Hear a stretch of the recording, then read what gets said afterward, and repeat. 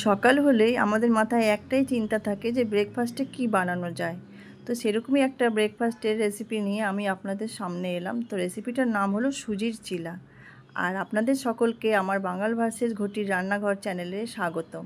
তো রান্নাটা আমি কিভাবে করছি দেখতে থাকুন। তো তার জন্য আমি সবার প্রথমে 1 কাপ সুজি আর 1 কাপ দই আধ ঘন্টা মতো ভিজিয়ে রেখে মিক্সিতে একবার ঘুরিয়ে নিই। তো ঘুরিয়ে নেওয়ার পরে একটা বাটিতে ব্যাটারটাকে ভালো ঢেলে দিই। ঢেলে দেওয়ার পরে আমি তাতে পেঁয়াজ কুচি, গ্রেট করা গাজর, ক্যাপসিকাম, গোলমরিচ গুঁড়ো, ধনেপাতা আর নুন অ্যাড করি। আপনারা চাইলে কাঁচা লঙ্কা অ্যাড করতে পারেন।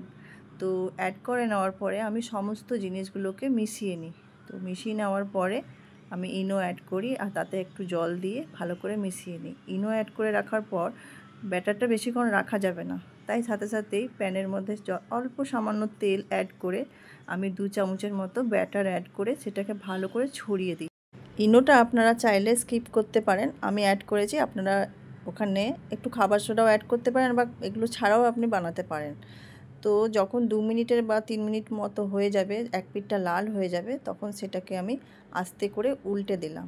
উল্টে দেওয়ার পর সেই পিছন পিঠটাও ভালো করে যখন লাল হয়ে যাবে, তারপরে সেটাকে তুলে আমি প্লেটে রাখলাম। আর এইভাবেই আমি বাকি সমস্ত চিলাগুলোকে ভেজে নেবো একের পর এক। একবার হলেও বাড়িতে সুজির চিলা বানিয়ে দেখবেন, দারুণ লাগে খেতে আর বাচ্চাদেরও খুব ভালো লাগবে, বাচ্চা বড় সবারই ভালো লাগবে। আর ভিডিওটা যদি আপনারা ইউটিউব থেকে দেখছেন তাহলে চ্যানেলটা সাবস্ক্রাইব করে বেল নোটিফিকেশান অন করে দেবেন এরকম আরও রেসিপি পাওয়ার জন্য। আর যদি ফেসবুক থেকে দেখছেন তো পেজটাকে আমার ফলো করে লাইক কমেন্ট করে একটা শেয়ার করার অনুরোধ রইল। ভিডিওটা প্রথম থেকে শেষ অবধি দেখার জন্য আপনাদেরকে অসংখ্য ধন্যবাদ। ভালো থাকবেন, সুস্থ থাকবেন। দেখা হচ্ছে পরের ভিডিওতে। আজকের মতো এখানেই আসছি।